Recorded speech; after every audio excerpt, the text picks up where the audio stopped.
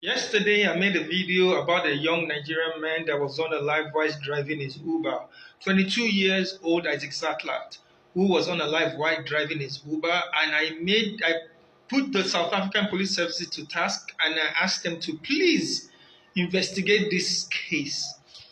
And to the First of all, Charlie, sometimes if I hear some news, I just wish that Thanos is a real human being so that he can snipe.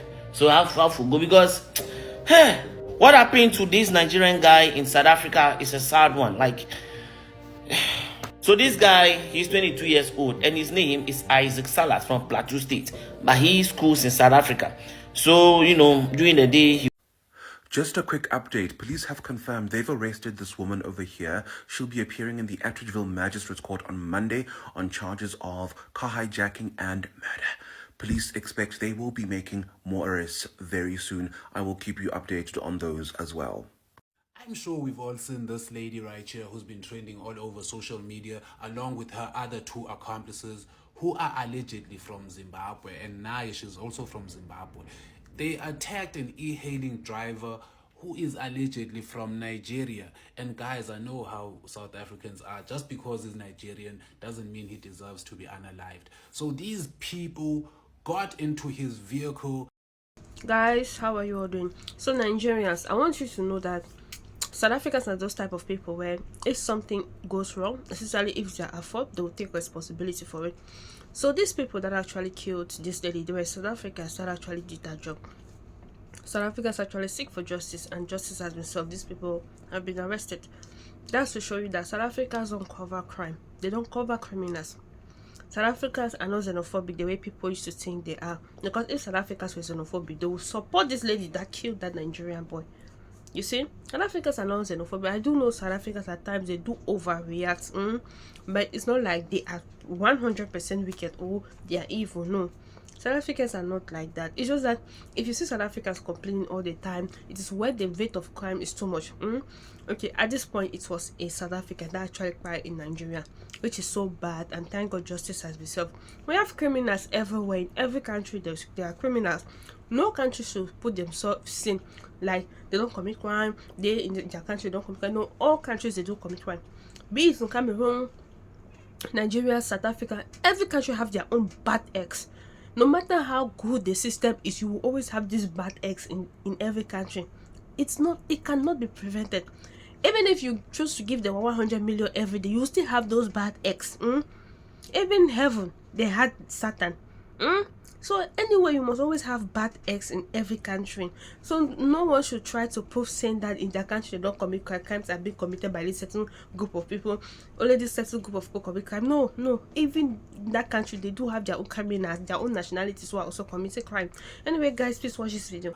And they tried to take his valuables, and this guy was just fighting. He wasn't having it. He was fighting for his valuables. So there's a video, I'm sure most of you people saw the video, where the guy who was in the back seat, who was with this lady right here, was strangling the guy. And that's where the guy lost his energy and he started going down, and that's where they unalived him. And they were also carrying a pew pew. Maybe they got him with the pew pew, nobody knows. But guys, the real question is, how do you feel about these illegal immigrants coming into our country? And let me tell you something. 90% of the crimes that happen in South Africa are mostly because of illegal foreign immigrants. And our president right here, Cupcake, is protecting them by any means necessary. One thing about Trump, guys, he always prioritizes his citizens, his American citizens, over foreign immigrants. And this guy prioritizes foreign immigrants over South African immigrants because the people have been complaining. The people have been saying we don't like these people because these foreign immigrants actually bring in drugs in the country. 90% of the time, it's them who bring in drugs in the country. It's them who traffic like South African young girls out of the country. It's them who are involved in these CIT robberies. It's them who are involved in everything, bruh. Like, you cannot count them out, but this guy will always protect them. And let me just say this one last thing. Guys, the power is in your hands. In the next elections, if y'all are voting, y'all better vote the ANC out, because if you don't want Ramaphosa to rule again or ANC to rule again, because they're not doing anything for the economy, because the economy is on a... So I'm telling you guys, the power is in your hands. You have the power to change South Africa as it is today. You have the power to actually chase the people who are illegal immigrants. Mind you, I said illegal. Leave the documented people who are foreign nationals. Those people are okay. Illegal. You have the power to chase those people away, and you have the power to change South Africa. I don't know. What do you guys think? He will go to school and then in the night he will do his boat business to get by. So he was going around doing his business as usual, and then he carried two South Africans, a male and a female. So the male was sitting in the back seat, and then the female was sitting behind him in the front seat. What happened though? What's not happened though? The male from the back, like he grabbed his neck and started, I can't use some words. And then he started, and you could see that the lady was holding his leg. So to restrain him, the guy struggled, and eventually he gave up the ghost because he won. So he died. He died looking for his daily bread. Few weeks to his graduation, they unalive him because he's working. So this is the lady, like, because of what? Because they wanted to rob the guy, phone and money. And then you unalive somebody. So the lady has been arrested. His male counterpart, whatever, has also been arrested. Well, look, this is nothing against anybody, but there's a reason why they always say stay in your country.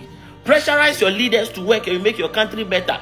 Because in another person's country, bro, you are close to danger than you ever think. Oh, this guy has no enemies. He just went there with good intentions to work. Look at what they did to him. They unalive him. That is why, look, Charlie, may so rest in peace. Meanwhile, his people are more interested in Charlie. Glory of God, these people, the South African police services have arrested the woman shown in the CCTV as being one of the culprits. Thank you to the South African police services. These are the kind of things we are talking about. Cases should not be swept under the carpet because the victims are Nigerians. And I saw a lot of South Africans in my comment section saying that -1 Nigeria, we are happy, thank you to those criminals and all those things. Now, let me tell you, a lot of South Africans were going under their comment section and changing their mindset, telling them that this is a human being, a young child that lost his life while trying to fend for himself. And some South Africans were asking, did he have work permit? So he deserved to be unalive because he didn't have work permit. A study permit allows you to work for a certain time while you study. So don't look for excuses. My point is, never look for excuses to justify the murder of anybody. It could be you tomorrow. It could be you tomorrow. Be not deceived. God is not mocked. Whatsoever a man sow, the same he shall reap. Galatians chapter 6, I believe verse 8. So my point is, don't unalive people because they are Nigerian on the assumption that they are dealing in powder, then tell them to explain later after they have passed away. We are human beings. Human beings think in a certain way. If you find somebody selling powder and there's evidence to that effect, prosecute them. But don't go around because you are jealous of somebody succeeding and you want to unalive them, then you claim they are selling powder so that you can justify your conscience and you can justify your lack of failure. Your failure. Let's act as humans. Let's be humane. Let's look at the life of this young man that just finished a university degree in South Africa, was supposed to graduate next month and go to Canada to further his studies. It could be anybody. I'm sure you guys have seen this story where a 22-year-old bald driver's life was taken, and obviously Miguel made the front page. And yesterday she was arrested, and we were told that they are still looking for the male accomplice. But now the story has twisted. It seems like there's more than just one, because right now they've just arrested the second suspect and they are still looking for the other suspect.